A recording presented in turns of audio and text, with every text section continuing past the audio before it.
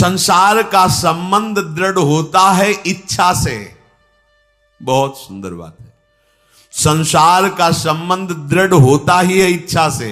इच्छा खत्म, संसार का संबंध खत्म। कितनी बढ़िया बात है। पर हम भागे घूम रहे हैं इच्छाओं की पूर्ति के लिए। जब एक बता दिया कि समुद्र है भगवान, जो चाहिए इन्हीं से क्यों नहीं, पर इनसे मिलने के लिए भी तुम्हें शराब छोड़ना पड़ेगा, तुम्हें मांस छोड़ना पड़ेगा, व्यभिचार छोड़ना पड़ेगा, गंदे चिंतन छोड़ने पड़ेंगे। वो राजी नहीं हो तो करो पाप और चाहो सुख। ऐसा कैसे हो सकता है? यही है जीव की परेशानी, यही है। वो ये चाहते हैं कि हे संत महात्मा, हे भगवंत, हमको छूट दो, हम खूब गंदे आचरण करें और आप हमसे सेव संतरा रुपया पैसा ले लो और आप ऐसा आशीर्वाद दो कि हमारी उन्नति होती रहे, दुख न मिले, हमें सुख ही मिलता है। कभी स्वप्न में भी नहीं हो सकता। तब लग कुशल न जीव कहूं सपने हूं मन विश्राम, जब लग भजत न राम कहूं शोक धाम तज काम। ये दुखों का खजाना काम अर्थात इच्छा, इसका त्याग करके भगवान की शरण में होकर जब तक नाम जप नहीं करोगे, स्वप्न में भी तुम्हें विश्राम नहीं मिलेगा। और नाम जप एक गंदे आचरण करने वालों के हृदय में नहीं हो सकता। नाम परम पवित्र है। ये तभी होगा जब आपका खान पान सात्विक हो, आपका वातावरण सात्विक हो, आपका बोलना उठना बैठना सब सात्विक हो, तब नाम भगवान कृपा करेंगे आपकी जिह्वा। फिर कौन सी इच्छा रह जाएगी? कौन सी इच्छा रह जाएगी? अरे आप विश्वास कीजिए, ये जितनी इच्छाएं हैं सब स्वाप्निक हैं। जब आप सच्चा विवेक धारण करेंगे तो आपसे पूछा भी जाएगा कि जबरदस्ती केवट से कह रहे ले लो, वो कह रहा आप कछुनाथ न चाहिए मोरे, नहीं चाहिए। प्रहलाद जी कह रहे हैं वरदान मांगो, हमारी आज्ञा का पालन करो, तो कह रहे हाँ आपकी आज्ञा का पालन करता हूं, हे नाथ मुझे यही वरदान दीजिए कि आपसे भी कोई इच्छा न रहे। ये वरदान मांगा कि आपसे भी कोई इच्छा। आप सोचो क्या है ऐसा भागवतिक रस कि जिसको वो मिला तो भगवान से भी कह देते। और भक्त तो बड़े विचित्र विचित्र है, वो भगवान से कहते तुम्हारी इच्छा क्या है प्यारे? बोलो हम पूर्ण करते हैं। तुम्हारी इच्छा क्या है? हमारी तो कोई इच्छा ही नहीं। आप बोलो आपकी इच्छा क्या है? आप क्या चाहते हो? मैं कैसे आपको रिझाऊं? ये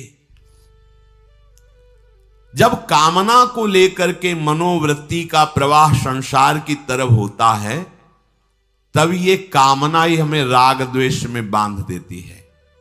जो महापुरुषों ने उपासना करके शास्त्र स्वाध्याय करके अनुभव किया है, उसे ध्यान से सुनो।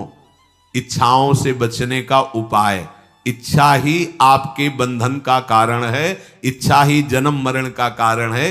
इच्छाओं से बचने का उपाय, कर प्रमाद मत बनो आलसी, करो सुचारु रूप से काम, अपना काम स्वयं करने में लाज बड़प्पन तजो तमाम।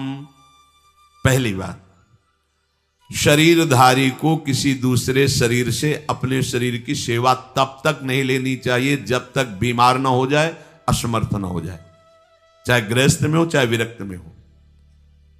ध्यान दीजिए, आप चाहे आपकी पत्नी हो, पुत्र हो, परिवार हो, आप उनके सेवक हैं क्योंकि वो सब प्रभु के जन हैं। इस भावना से रहोगे, कभी नाराज नहीं होगे, कभी गुस्सा नहीं आएगा, कभी झगड़ा नहीं होगा। अगर आप अपने को ये माने कि प्रभु मेरे इस रूप में आए हुए हैं, मुझे अपने कर्तव्य का पालन करना है, तो कहीं झगड़ा नहीं हो सकता। तुम जो कर रहे हो तुम्हारा कर्तव्य, हमारा कर्तव्य है कि हम पति पुत्र परिवार आदि जो भी है ये हमारे भगवान का स्वरूप है। मैं आप समझो वही भगवत साक्षात्कार, पर ऐसा कौन मानता है? अच्छा, साधु वेश में ये जरूर सावधानी रखनी चाहिए। ध्यान देकर सुनिए, जब तक आपका शरीर स्वस्थ है आप किसी से किसी भी प्रकार की सेवा स्वीकार न करें। भिक्षान्न के सिवा कोई भी सेवा स्वीकार न करें। अपने शरीर की सेवा तब तक करें जब तक आपका शरीर असमर्थ नहीं हो जाता। असमर्थ हो गए तो फिर हरि ही करें आकर स्वयं, या किसी को भेज दें, उनके बस की बात है। देखो माधवदास बाबा की लंगोटी स्वयं श्री ठाकुर जी महाराज धो रहे हैं।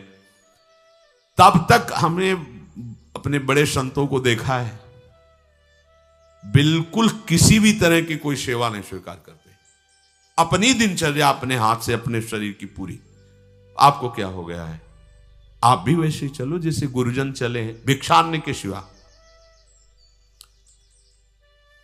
आप अपनी किसी भी तरह की सेवा किसी से मत करवाइए। आप देखो इच्छाओं का दमन होना शुरू हो जाएगा। यहीं से इच्छाओं का दमन शुरू हो जाता है। आप सच्ची मानिए, ये जो आप शरीर सुख की आकांक्षा से दूसरे से सुख लेने की इच्छा करते हैं, यही तुम्हारे बंधन का कारण है। यही तुम्हारी दुर्गति, यही तुम्हारी कमजोरी है। जब तक शरीर स्वस्थ रहे, किसी से किसी भी तरह की सेवा मत लो और अधिक से अधिक सेवा करने का भाव रखो। सुधार, हमें सेवा करना है, सेवा लेना नहीं है। जब तक सेव्य का साक्षात्कार ना हो जाए या शरीर असमर्थ ना हो जाए, तब तक ये नियम दृढ़ रखना चाहिए। गुरुजनों को भी देखा, श्री जी की सेवा कर दो, रसोई के से बाहर शरीर सेवा में कभी भी नहीं। कभी धोखे से ऐसे वस्त्र आदि रह गए और महाराज जी अनुपस्थित, धो के जल्दी से फैला दिया तो भी डांट लगी, ऐसा क्यों किया? नहीं रखे थे महाराज जी, हमने ऐसा कर नहीं। नहीं, जब तक हम कहें नहीं तब तक नहीं। आज भी सरकार अपने ही हाथ से श्री जी को भोग लगा के ही, सब हैं पर वो अपने ही हाथ से 2 रोटी भोग बना के। देखो बुजुर्ग संतों को, बड़े महापुरुषों को हमने देखा है, अपने शरीर, जब तक शरीर में सामर्थ्य है तब तक, ये महापुरुषों का आदेश है, अपना काम स्वयं करने में लाज बड़प्पन तजो तमाम। अपना काम करने के लिए आप किसी को भी आदेश मत करें, किसी की भी सेवा स्वीकार न करें। हाँ, हमें भूख लगेगी तो रोटी मांग लेंगे जाकर के, क्या जरूरत है हमें किसी की सेवा स्वीकार करने की? मांगो, खाओ, खूब भजन करो, सत्संग करो, कम खर्चे वाला जीवन रखो। जरूरत क्या है? जो जरूरत है गली चलते दे देंगे भगवान, विश्वास करो, गली चलते दे देंगे। विरक्त गृहस्थ धर्म पूर्वक कमाओ, जितनी आवश्यकता प्रभु दे देंगे। ऐसा कोई त्रिभुवन में नहीं जिसकी आवश्यकता की पूर्ति न होती हो। अनावश्यक तुम्हारी मांगे जो हैं वही तुम्हें दुख दे रही हैं। आवश्यक व्यवस्था सबको भगवान दिए हुए हैं। अनावश्यक मांग के लिए तुम्हें फिर फंसना होगा। ये तुम्हारी अनावश्यक मांगे हैं, ये हो जाए, वो हो जाए, वो जो आपको जीवन जीने के लिए जरूरी है, धर्म पालन के लिए जरूरी, वो बिना मांगे भगवान दे रहे हैं सबको। देख लो। हाँ, आप कि भाई हमको उस परिकर में रहना है, उस कोर्ट से रहना है, वो सब VIP, तो हमको भी उस कोर्ट का, ये मांगे हैं तुम्हारी।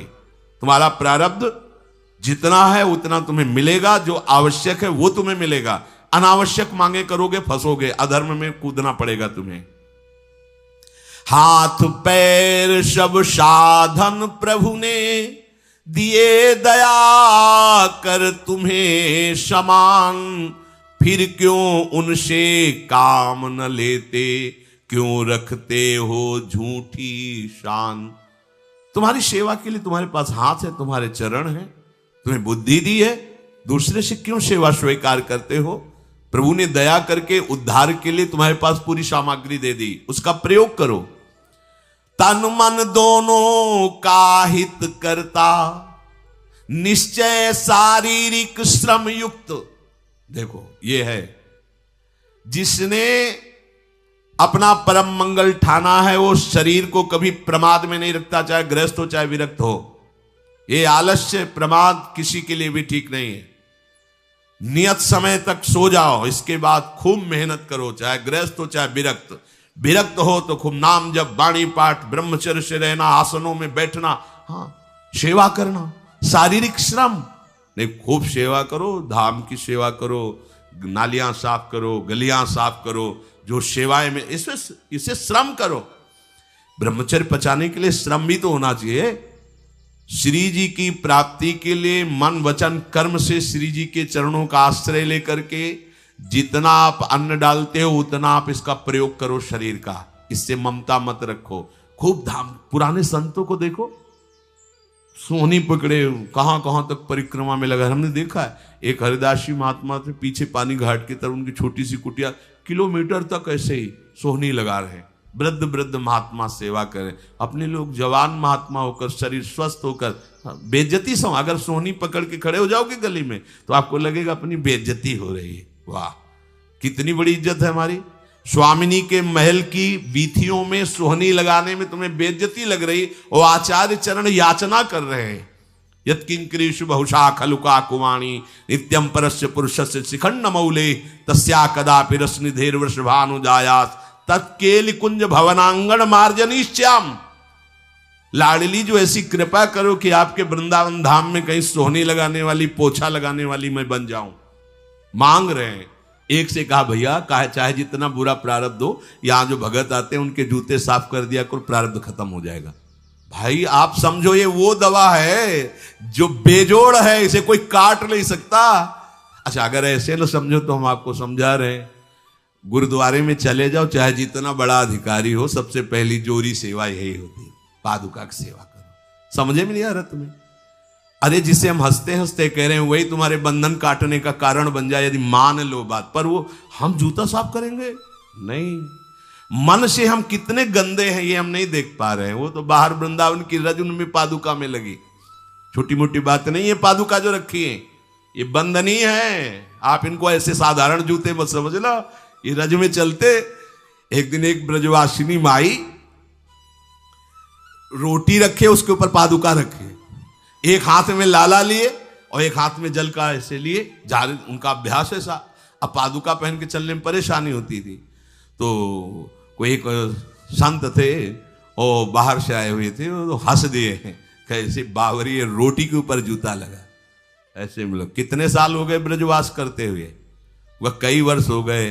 अरे वो जूती नहीं है जो साधारण जूती है, वृंदावन बरसाने की रज लगी हुई, इसमें ये रज लगी हुई है। तुझे रज नहीं दिखाई दे रही, जूती दिखाई दे। क्या ब्रजवास कर रहा है? डांट के चल दी। ये समझो हम कहें कि जूती साफ करो तो हम जूती साफ करेंगे, और ये है कौन सी जूती साफ में? क्या रज है? वृंदावन बरसाने सब जगह घूमते रहते हैं ये महाभागवत जन। अगर इनकी ये गृहस्थ विरक्त मत देखो, सब लाडली जी के लाडले हैं जो यहाँ आए हुए हैं। अगर हम उनकी पादुका साफ करेंगे तो हमारा हृदय साफ हो जाएगा। पर कोई मानता कहाँ है?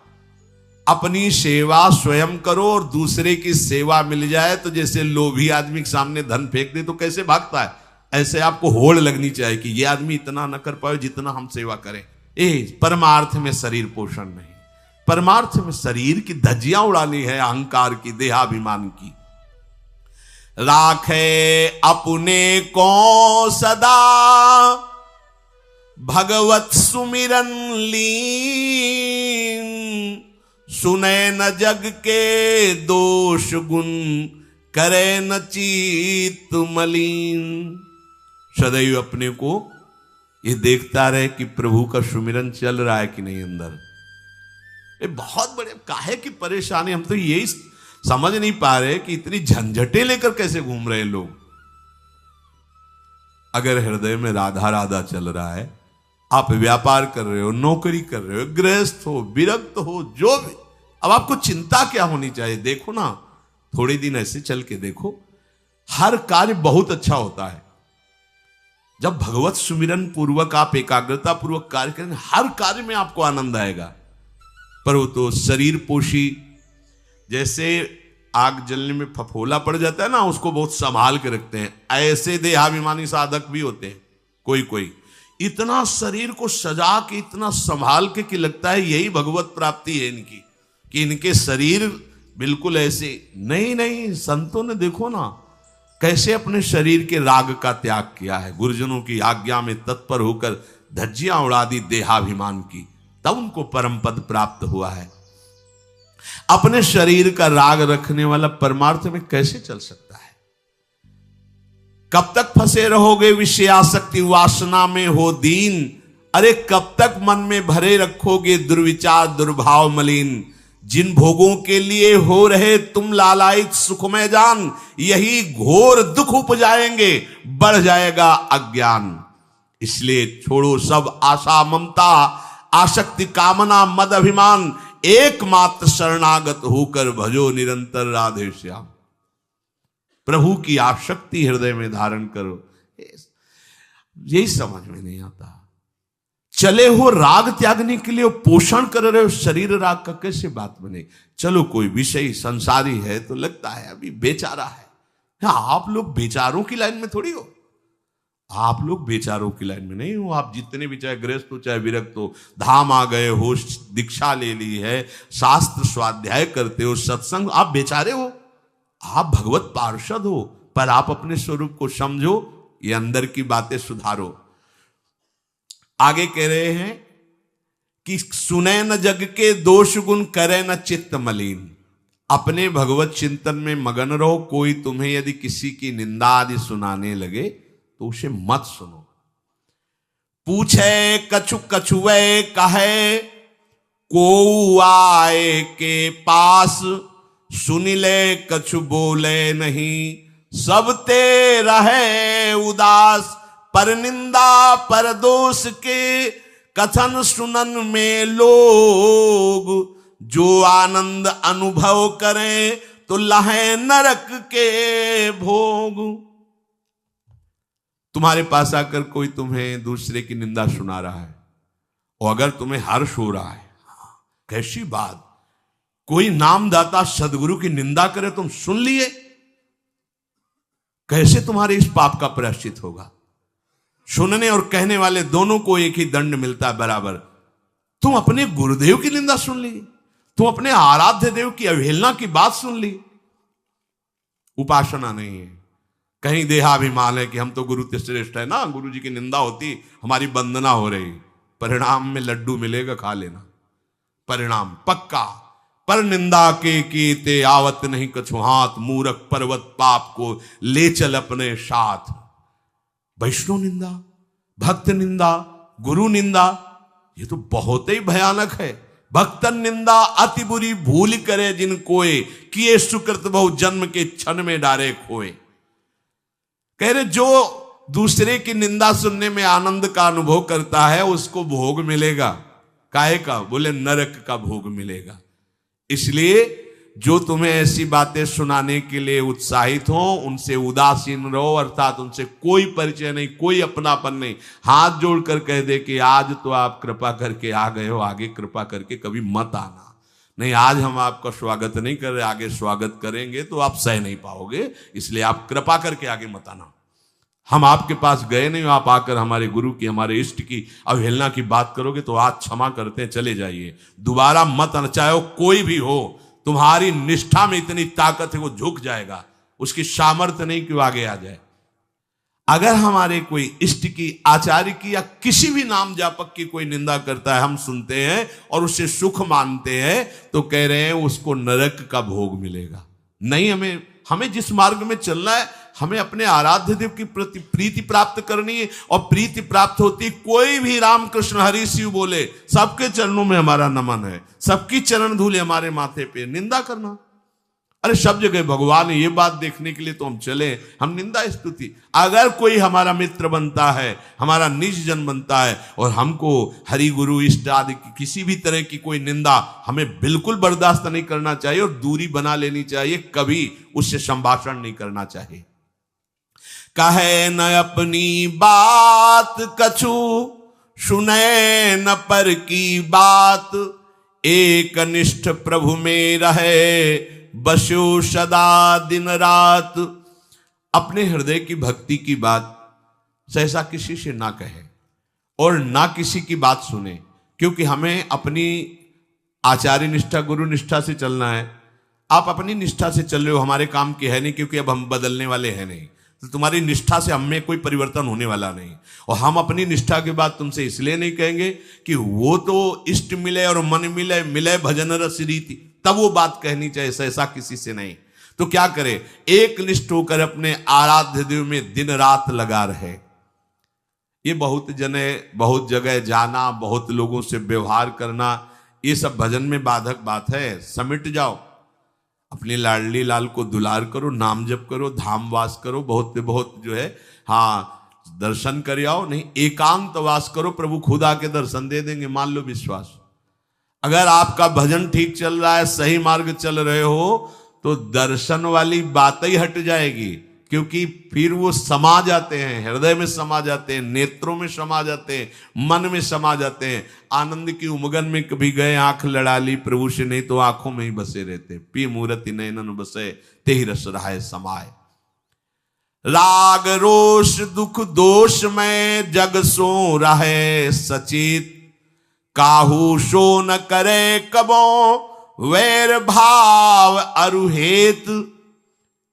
कोई इच्छा न रखो तो तुम्हें कभी क्रोध नहीं आएगा। इच्छा राग ही द्वेष को उत्पन्न करती है। इन दोनों से सचेत रहो, ना किसी से तुम्हारा द्वेष होने पावे न राग। कभी किसी से किसी भी तरह अगर झगड़े का लड़ाई का अवसर आता है तो हाथ जोड़कर निकल जाओ, झगड़ा मत करो। उससे ये होगा कि आपकी वृत्ति बच जाएगी, नहीं तो वृत्ति द्वेष पूर्वक बार बार उसका चिंतन करेगी जब भजन में बैठोगे, और उसके प्रति अशांति जलन पैदा हो जाएगी। सब सो न्यारो होई रहे पर खारो हु नहीं होए, सबकी सब कुछ सहे नीति वो प्रभु को प्यारो होए। समझो बात, सबसे अलग रहो, किसी से अपना मन मत मिलाओ, केवल मन नाम से मिलाओ, प्रभु से मिलाओ, गुरुवाणी से मिलाओ। पर किसी का अपमान मत करो, किसी के लिए ऐसा कड़ुआ वचन मत बोलो कि उसके हृदय मंदिर में बैठे भगवान हैं, उसका हृदय दुखी हो जाए। सबकी सब कुछ सह लेता है जो कोई, वही प्रभु का प्यारा होता है। करे न जग चर्चा कबों रहे सदा चुपचाप, रही इंकित निज भजय प्रभुता को सेवें आप। जो जगत की कभी भी चर्चा नहीं करता, मौन धारण करके केवल प्रभु के चिंतन में मगन रहता है, उसका भार प्रभु ले लेते हैं, उसकी सेवा आप स्वयं करते हैं। प्रभु किसी न किसी रूप में आके उनका भरण पोषण करते हैं। पै प्रभु के रस प्रेम की निर्मल गोपन बात, कहे न काहू सो कबो सहे सकल आघात। भजन में जो तुम्हें आनंद आ रहा है, जो तुम्हें स्वप्न में कोई अनुभूतियां हो रही या प्रगट में कोई अनुभूति हो रही, कभी भी किसी से भी वो बात ना कहे, क्योंकि ऐसा कहने से तुम्हारे भजन में विघ्न पड़ जाएगा।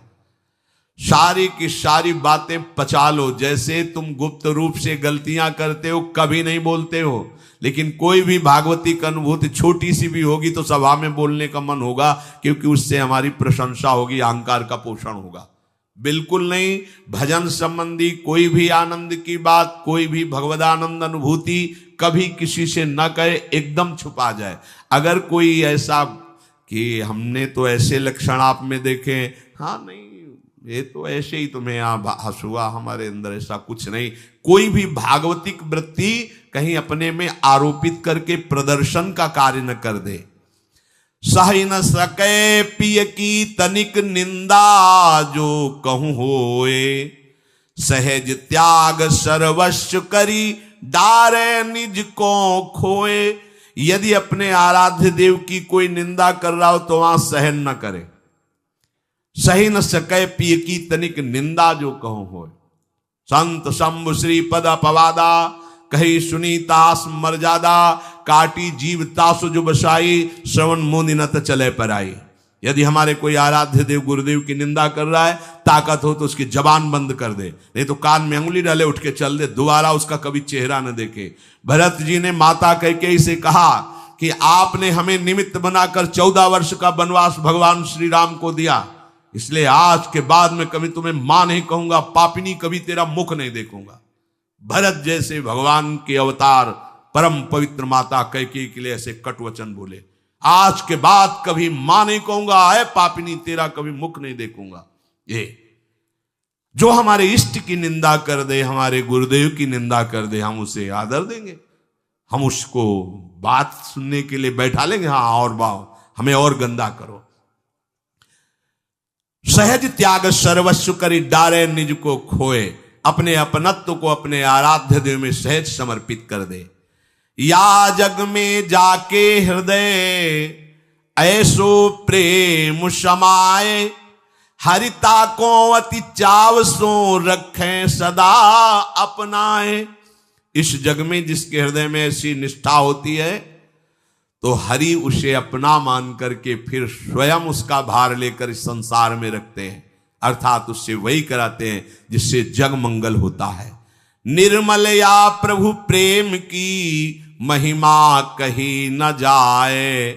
अति प्रेमी जो श्याम को हरि ही नित्य बसाए। दुख में संतत सुख लहै सो आवे यही बाट। नाहित क्यों रचना करे कपट नरक को ठाठ। जो निर्मल भगवत प्रेम है उसको कहा नहीं जा सकता, वो अनिर्वचनीय है। ऐसे निर्मल प्रेमी महात्मा के हृदय में श्याम सुंदर निरंतर वास करते हैं। इस निर्मल प्रेम को जिसे प्राप्त करना हो तो कमर कस ले, दुख का मार्ग है, इसमें दुख में चल करके महासुख में पहुंचा जाता है। कह रहे दुख में संतत सुख लहै सो आवे यही बाट। भारी से भारी विपत्ति, अपमान, तिरस्कार में भी जो सुख का अनुभव करते हुए भगवत भजन करते रहते हैं वो जाते हैं उस महासुख परमानंद में। नहीं तो कह रहे हैं नाहित क्यों रचना करे कपट नरक को ठाठ। फिर ये बातें बनाने से नरक ही मिलेगा, भगवत प्राप्ति नहीं होगी। इसलिए इच्छा और द्वेष का त्याग करके अपने आराध्य देव के निरंतर चिंतन में मगन रहो। भजन का फल है अपना अस्तित्व मिटा देना, कोई भी इच्छा न रह जाना। तो श्री भगवान स्वयं उसके हृदय में बैठ करके सब योगक्षेम का भार प्रभु को गिन गिन के गालियां देता था शिशुपाल। ये जब शिशुपाल प्रकट हुआ तो बुआ का ही लड़का था, 4 भुजाएं थी।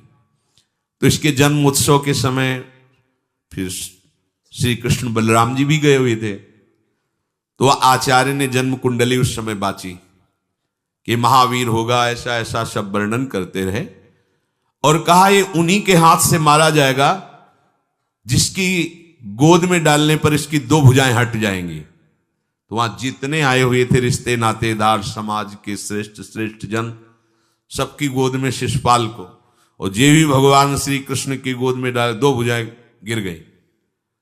रो करके उनकी बुआ ने कहा कि मैं भिक्षा मांगती हूं कि मेरे बालक की आपके हाथ से हत्या नहीं होनी चाहिए, तो उनका 100 अपराध क्षमा करता हूं। तो उन्होंने सोचा 100 अपराध काहे को करेगा, का 100 अपराध तक मैं इसे बिल्कुल कोई दंड नहीं दूंगा, वचन देता हूं। ये जब से तोतली वाली बोलना शुरू किया तब से भगवान को गालियां देना शुरू किया था। इसका स्वभाव ही ये वैर, पूरा ऐसा वैर, भगवान को गालियां देता। जिस समय सब धर्मात्माओं राजाओं की सभा भरी हुई थी और भगवान श्री कृष्ण की अग्र पूजा हुई, सब तो सह गए, शिशुपाल खड़ा हो गया और ऐसे कटु वचन बोले। महाभारत में लिखा, हमने स्वाध्याय में पढ़ा था, ऐसे कटु वचन बोले कि कोई भी नाराज हो जाएगा उससे। तो पहले भीमसेन खड़े हुए और कहा कि अपने बड़ों का सम्मान करना सीख, चूंकि भाई ही लगता है। जैसे कुंती बुआ, ऐसे भगवान की वो बुआ का दूसरा है, ये लड़का है। सम्मान करना सीख, अगर तू ऐसे ही बोलता रहा तो यही मैं तेरा गला काट दूंगा। ऐसे कहा बैठ जा ब्रकोदर, बहुत खाने वाला, तू क्या मेरे से लड़ेगा। भगवान ने भी इशारा कर दिया। जब देखा कि ये बोलता ही चला, भीष्म जी खड़े हुए और भीष्म जी ने कहा मैं श्री कृष्ण के चरण आसक्ति चित्त वाला हूं, अगर अब एक भी शब्द यहां बोला इसने तो मैं किसी की नहीं सुनूंगा, इसको नष्ट कर दूंगा। और दोनों सभाओं के सर पर पैर रखता हूं, जो श्री कृष्ण का विरोध करे उसके लिए मैं पर्याप्त हूं। भगवान ने कहा चुप रहो, शांत रहो, सबको बैठा ला। वो गिनती शुरू किए थे, 98, 99 का शिशुपाल सावधान, जो तुम्हारी माता को वचन दिया था बस एक शब्द रह गया है, आगे मुझे दोषी कोई न ठहराए। 100 तक क्षमा करने की बात कही थी। जे ही, वो तो रुकने वाला थोड़ी था, जे ही आगे बोला सुदर्शन जी के द्वारा उसका वो परम उद्धार हुआ जो बड़े बड़े ऋषि मुनियों के लिए बड़ा दुर्लभ पद कहा गया है। गोपीजनों ने सौंदर्य माधुर्य निधि भगवान को अपना कांत माना, प्रीतम माना। एक ही वृत्ति, कितनी गजब की वृत्ति गोपीजनों की है कि सब कार्य करते हुए कृष्णाकार वृत्ति है। बेचने दही जा रहे हैं, बोल रहे कोई कृष्ण ले ले, दामोदर ले ले, माधव ले ले। कैसी वृत्ति है, देखो कैसी उच्च कोटि की अवस्था है। किसी भी भाव